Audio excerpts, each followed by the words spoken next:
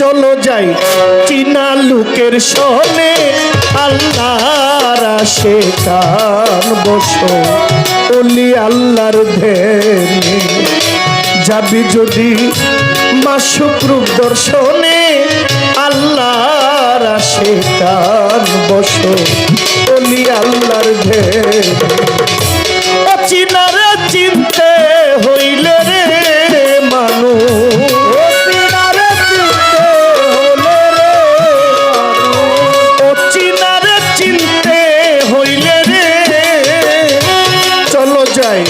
চীনা লোকের শোনে আল্লাহর আশিকান বসে ওলি আল্লাহর ধ্যানে যাবে যদি মাসুক রূপ দর্শনে আল্লাহর আশিকান বসো ওলি আল্লাহর ধ্যানে যাবে যদি মাসুক রূপ দর্শনে আল্লাহর আশিকান বসো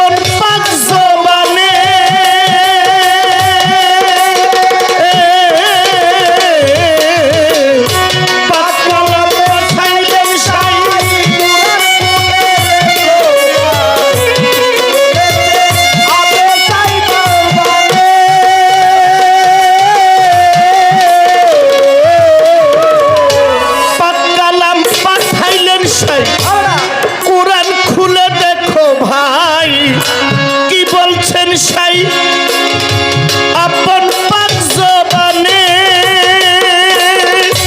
আল্লাহ বলেন আমার রাসূলকে যে ভালোবাসে শামসুল হক চিশতি সে আমাকেও ভালোবাসে গো রাসূলকে যে ভালোবাসে সে আমারে ভালোবাসে গো ময়দান চিশতি বাবা আমার রাসূলকে যে ভালোবাসে আরে ওরে মন আমার সে আমাকেও ভালোবাসে গো ছায়া কায়া দুই বস্তু একজনে আল্লাহর আশিকান বসে ওলি আল্লাহর ধ্যানে যাবে যদি আল্লাহর আশিকান বসে ওলি আল্লাহর ধ্যানে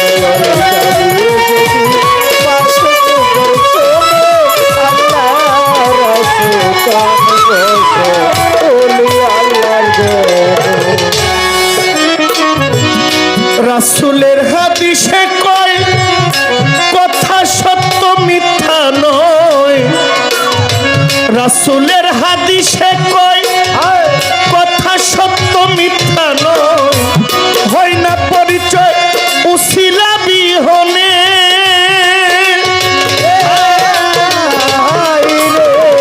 রাসূলের হাদিসে কয় কথা সত্য মিথ্যা নয় হয় না পরিচয় উসিলা বিহনে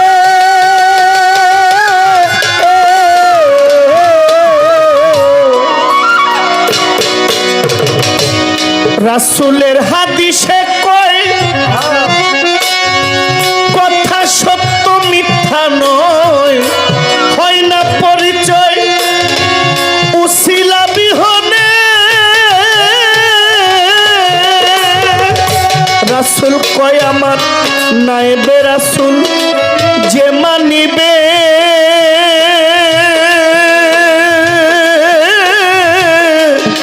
নিশ্চয় সে আমাকে পাবে গো নায়েবে রাসূল যে মানিবে নিশ্চয় সে আমাকে পাবে গো রাসূল বলে নাই নাইবে রাসূল যে মানিবে ওরে নিশ্চয় সে আমাকে পাবে গো। আমি সুপারিশকারী হাসর ময়দানে আল্লাহর আশিকান বসে ওলি আল্লাহর ধ্যানে তোরা যাবি যদি আল্লাহর আশিকান বসে ওলি আল্লাহর ধ্যানে তোরা যাবি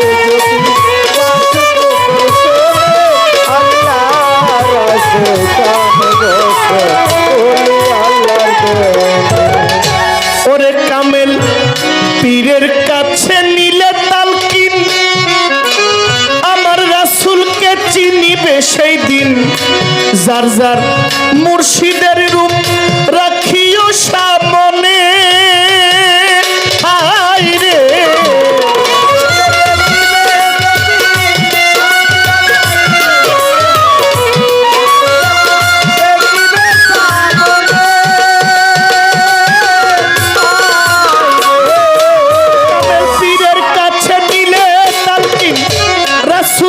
চিনিবে সেই দিন। মুর্শিদের রূপ রাখিও সামনে পীরের রূপ নয়নে রাখো ওরে পাগলা হৃদ কপটে ছবি আঁকো গো।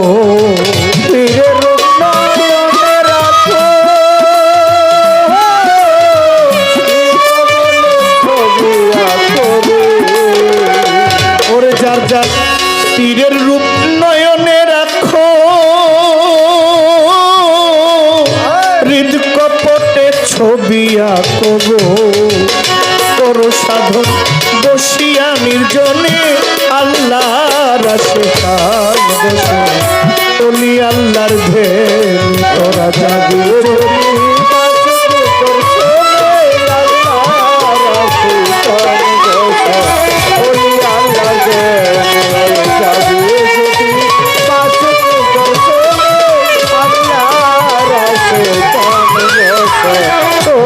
আল্লাহর ধ্যানে আল্লাহর অলির আশিকান আমার দয়াল কাদির চান করো ধ্যান সজল নয়নে হায় রে আল্লাহর অলির আশিকান আমার দয়াল কাদির চান উসিলারি হবে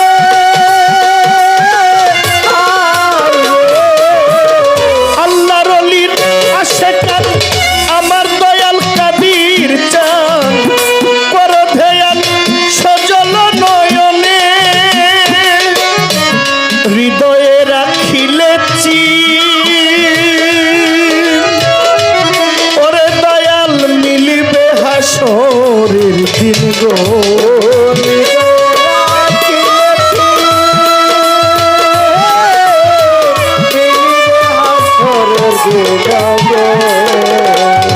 ওরে হৃদয়ে রাখিলে চিন জয়নাল চান রে মিলিবে হাসরের দিন গো।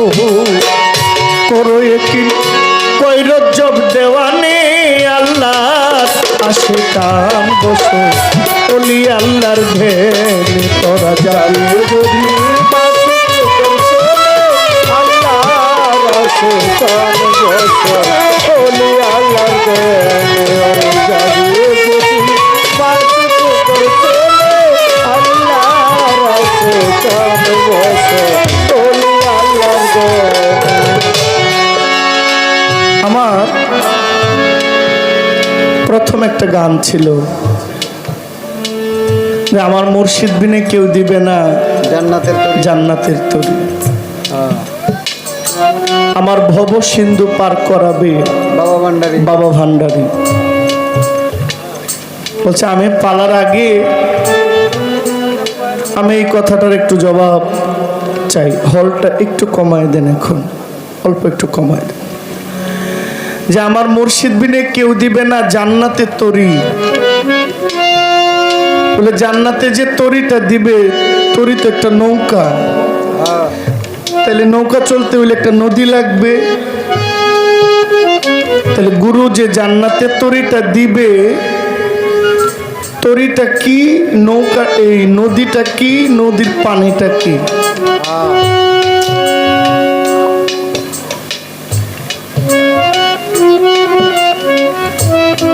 গানটার কথাটা কি জানেন আপনি? আমার মুর্শিদ বিনে কেউ দিবে না জান্নাতে তরি।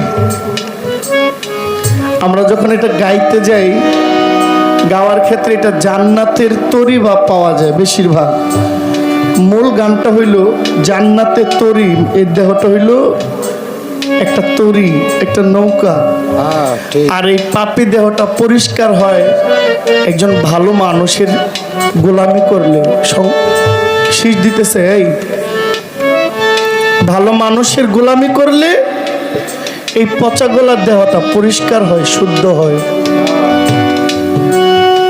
এই তরিটা হইল সেই তরিটা। এই মানুষের এই দেহটা যদি কোনো মানুষের খেদমতে লাগে, ধরেন ঘুম থেকে ওঠার পরে আবার ঘুমানোতে যাওয়ার আগ পর্যন্ত রাস্তার 5 জন পাগলকে আপনি খাওয়াইছেন, আমার মতো পাগল না, সাবধান, আমার মতো পাগল না, রাস্তার 5টা এতিম, মিসকিন, গরিব, দুঃখী 5টা মানুষের খাওয়াইলে আপনার খুব শান্তি লাগবে না? মনে মনে মনে হয় না যে একটা ভালো একটা কাজ করছি? এরকম একটা শান্তি আসে না? একটা প্রশান্তি কাজ করে না? এটাই মানুষের খেদমত। গুরুর বাড়ি গিয়ে একটু গোলামি করলে ভিতরে একটু শান্তি লাগে। এই গোলামি করলে এই দেহের পচা গোলা, যে ময়লাগুলা, এই আবর্জনাগুলা পরিষ্কার হয়। মন্তর গনার দিন ফুরাইয়া যায়, আইকে যাবে সাধুর আঙ্গিনা। সাধুরও বাজারে গেলে পূর্বের স্বভাব কাইটা যায়। তো মুর্শিদ বিনে কেউ দিবে না জান্নাতে তরি। আসলেই তো আমি যে বলেছিলাম, আরে আপনার কথা যদি আপনার ঊর্ধ্বতন কর্ম মালিক শুনে, আর যিনি নবীর বংশে, আমার মুর্শিদ কেবলা, যিনি রাসূলের বংশের, নবীর ওয়ারিস, যার কথা পবিত্র, যার জবান পবিত্র, যার কর্ম পবিত্র, যার চাহনি পবিত্র, যার কানে শোনা পবিত্র, তার কথা আমার আল্লাহ শুনবে না? শুনবে না?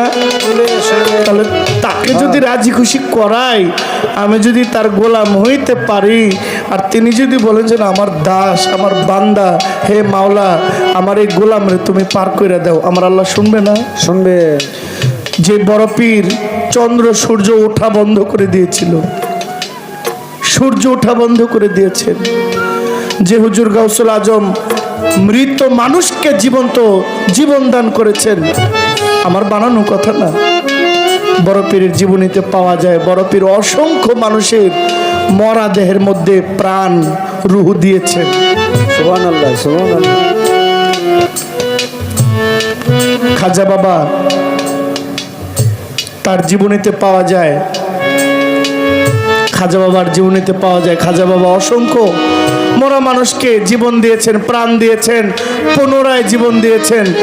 বড় পীরের জীবনীতে পাওয়া যায়, 1 যুগ আগে এক মা তার সন্তানকে নিয়ে বিয়ে করাইতে গেছে, বরযাত্রী নিয়ে দাজলা নদী পার হয়ে আসার সময় ঝড়ের মধ্যে পইরা নৌকাটা ডুবে গেছে, বরযাত্রী সহ ডুবে গেছে।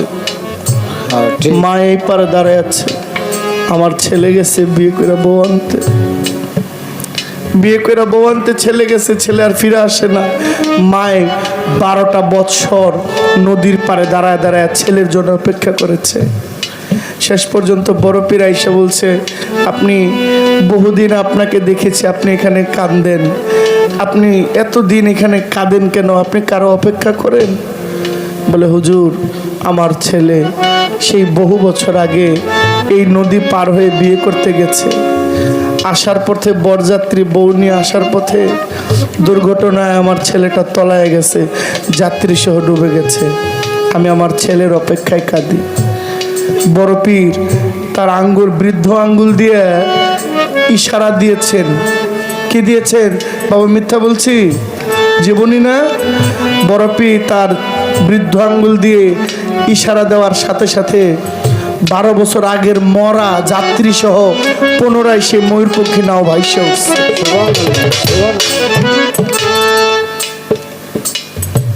এই যুগের আমার বয়সী ছেলেদের কাছে নিছক এটা একটা গল্প, তাদের কাছে আমি চূড়ান্ত মিথ্যাবাদী।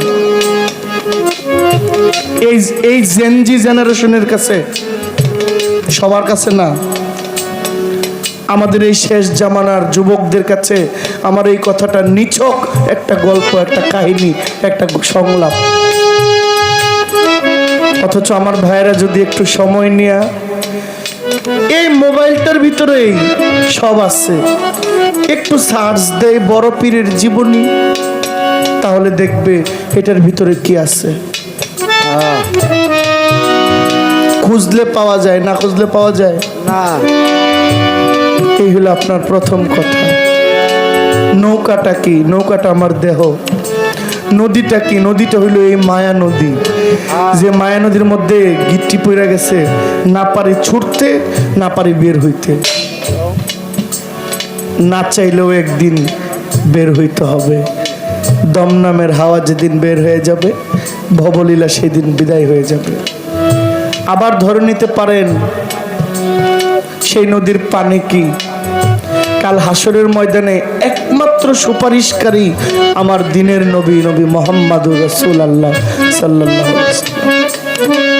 আমার নবী যাকে শাফায়াতের ভার দিবেন, একমাত্র সেই পারবেন শাফায়াত দান করতে। বাবা, আমাদের দেওয়ান সাহেব প্রায় একটা কথা বলে, এটা আমার কথা না, আমি ওনার কথাটা বলছি। মনে করেন আমি কিছু জানি, আবার কিছু জানি না। সব তো আর আমি জানি না, আমি কিছু জানি, অনেক কিছু জানি না। এর মধ্যেও কিছু জানলে কমু না, কইলে পিঠের চামড়া থাকবে। ঠিক প্রশ্ন করেছেন, কারে দেখলে বুঝবো সহজ মানুষ? এই জন্য আমার এই গানটা, যাবি যদি মাসুক রূপ দর্শনে, আল্লাহর আশেকান বর্ষ ওলি আল্লাহর ধ্যানে। প্রথম দেখায় কেউ মানুষ চিনতে পারে না যদি তার সাথে একটু চলাফেরা না করে। মনে হইতেছে জহির পাগলা খুব ভালো, মাইক দিয়ে খুব ভালো ভালো কথা কয়, খুবই ভালো। আমার সাথে চললে বোঝা যায় বোঝা আমি লোকটা কেমন। সপ্তাহখানেক চললে টের পাইবেন আমি কেমন, যেমন আমার এই ভাইয়েরা টের পায় আমি কেমন। 24 ঘন্টার মধ্যে 3 ঘন্টা বাড়িতে থাকি, বাকি 21 ঘন্টা 20 ঘন্টা আমি তাদের সাথে থাকি। আমার তাদের চাইতে বেশি আর কেউ চিনে না, ওই যে তাদের চাইতে বেশি আবার কেউ চিনে না। তাহলে আমাকে চিনতে হলে আপনাকে আমার সাথে থাকতে হবে। একটা সপ্তাহ যদি আমার সাথে থাকেন, আমার বিষয়ে জানতে পারবেন। 2 সপ্তাহ যদি আমার থাকেন, আমার ব্যক্তিত্ব সম্পর্কে জানতে পারবেন। 1টা মাস যদি আমার সাথে থাকেন, আমার চরিত্র সম্পর্কে জানতে পারবেন। আর বছরখানেক থাকলে আমার কুষ্টি সহ সব জানতে পারবেন। এখন আপনি আমার দেখেই যদি আন্দাজ করেন, তাহলে জানতে পারবেন না। তাহলে আপনাকে মানুষ হইতে হইলে, ওই মানুষকে চিনতে হইলে এই মানুষগুলোর সাথে আপনাকে চলতে হবে। 24 ঘন্টা শয়নে স্বপ্নে এই চেহারাগুলোকে ভিতরে রাখতে হবে। চোখ বন্ধ করলে এই ভালো ভালো চেহারার চেয়ে খারাপ চেহারা বেশি আসে আমাদের মাথায়। সত্য, সুকর্ম করার চেয়ে কুকর্মটা আমাদের মাথার মধ্যে ঘুরপাক খায় বেশি। ঠিক, শয়তানিটা কাজ করে বেশি। আর এখানে যাদের গুরু মুর্শিদ সেট করা যে মানুষগুলো, সারা দিন এই মানুষগুলোকে এইখান থেকে এই ছবি ছাড়া আর কোনো ছবি ঢুকাইতেই পারবে না, কারণ তারা এত কিছু দেখে না। তো এই মানুষগুলো নিজের আপন মুর্শিদের ছবি দেখে, আপন মুর্শিদের নামটা রাখে। আর আমরা দুনিয়াবি যত কাজে ব্যস্ত থাকি, এই জন্য আমাদের মাথায় এটা ঘুরে, তাদের মাথায় তাদের গুরুর রূপটাই ঘুরে। এই জন্য আমার এই গানটা, যাবি যদি মাসুক রূপ দর্শনে, আল্লাহর আশেকান বসে ওলি আল্লাহর ধ্যানে। এরপরে আমার অধর মানুষ বলে যারে ধরব তারে কেমন করে। মানুষ ধরার দরকার নাই তো। এখানে রাসূলকে কয়জনে ধরছে? একজনও না। মা মা মা বাবা, এই যে মা, এখানে আল্লাহরে কেউ ধরছেন? না। কেউ আছে? আল্লাহ তো অদৃশ্য, একাকার, নিরাকার।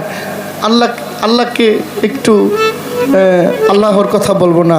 রাসূল তো জামানায় আসছেন মানব রূপে দুনিয়াতে। রাসূলরে কেউ ধরতে পারছেন? পাইছেন কেউ? তাহলে রাসূলের কি ধরবো? রাসূলের আচরণ ধরবো। কি ধরবো?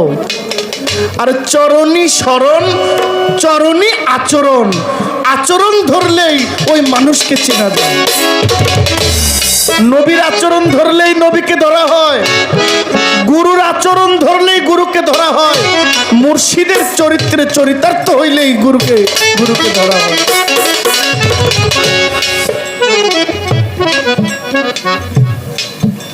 আপনি মানুষ ধরার দরকার নেই। যেই মানুষ ধরলে মানুষ হওয়া যায়, ওই মানুষের আচরণটা ধরলেই হবে। আপনারা শেখ ফরিদের নাম শুনছেন না? আলাউদ্দিন আল সাবরি ওনার ভক্ত ছিল।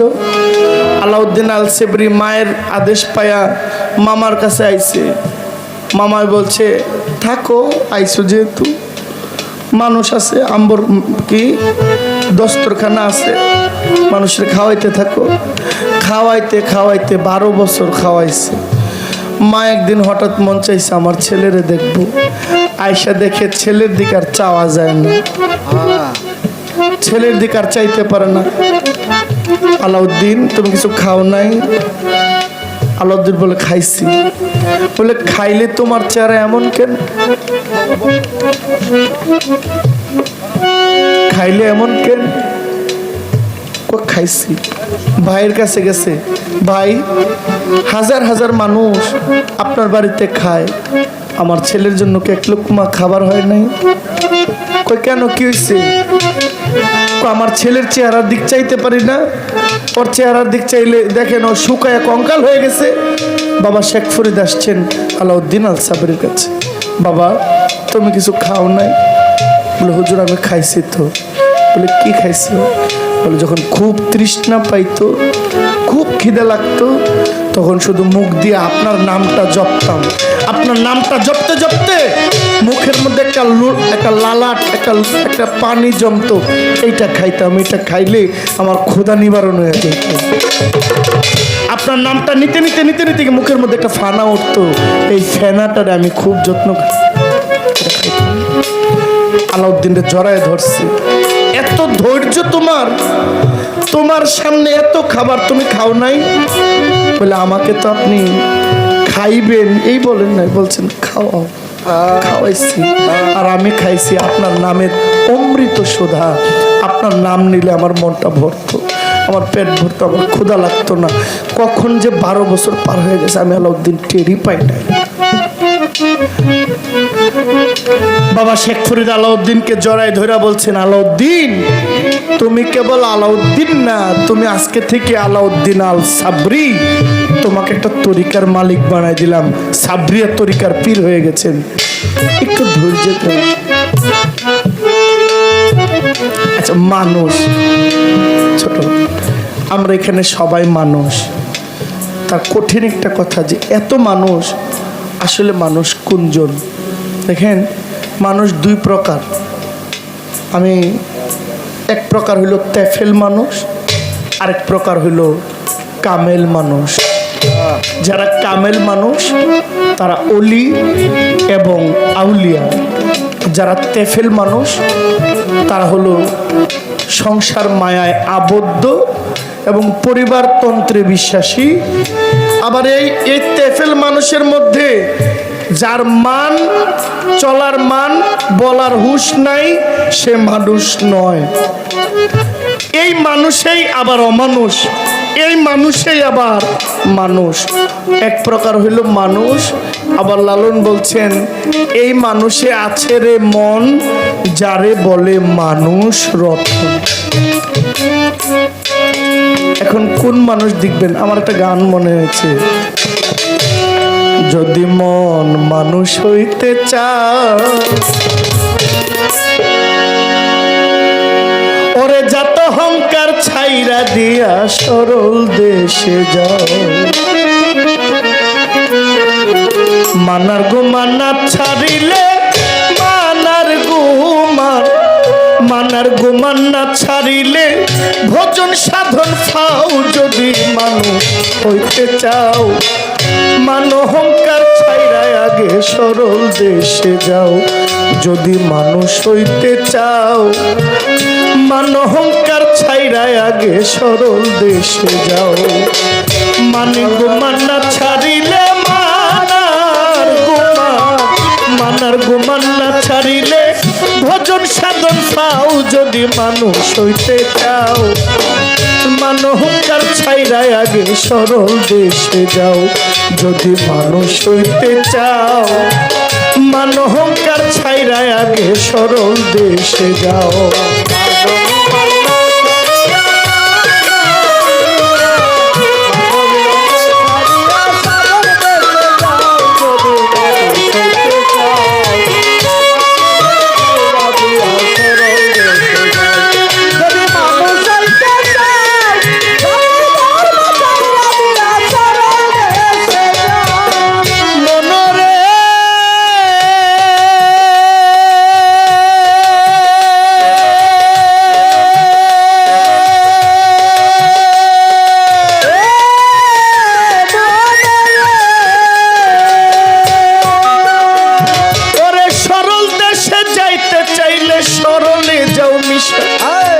সরল বাগে চাইটা খাইব গরল দস্তা শিশা।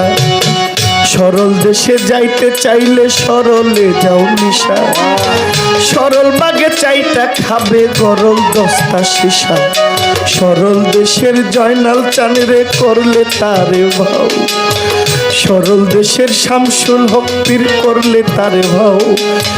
3 দিনে শুকাইয়া যাবে 3 দিনে তোমার 3 দিনে শুকাইবে দেহের চরম কুষ্ঠ ঘাও। যদি মানুষ হইতে চাও জাতি ধর্ম ছাইরা দিয়া সরল দেশে যাও।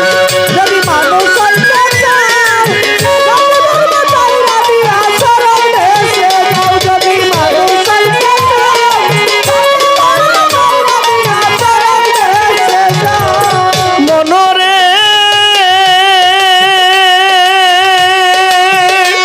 ওরে ওই দেশেতে গেলে যাইও মরার স্বভাব লইয়া।